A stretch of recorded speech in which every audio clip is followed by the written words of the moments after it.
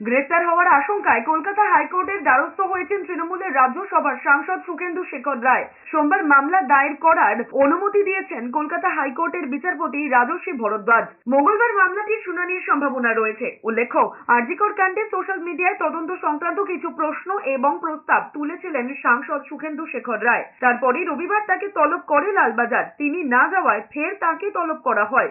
এই আবহে হাজিরা না দেওয়ায় গ্রেফতারের আশঙ্কা করছেন তৃণমূলের প্রবীণ নেতা সাংসদ সুখেন্দু শেখর রায়। আরজিকরের ঘটনা নিয়ে সোশ্যাল মিডিয়ায় কলকাতার পুলিশ কমিশনার বিনীত গোয়েলকে সিবিআই হেফাজতে নিয়ে জেরা করার পরামর্শও দিয়েছিলেন তৃণমূল সাংসদ।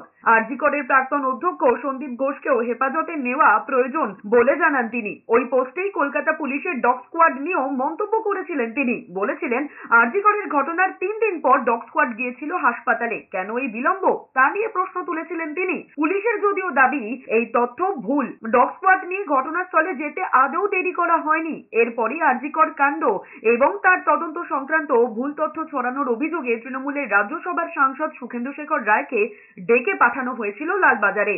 কিন্তু সুখেন্দু শেখর রায় সেই তলবে সাড়া দেননি।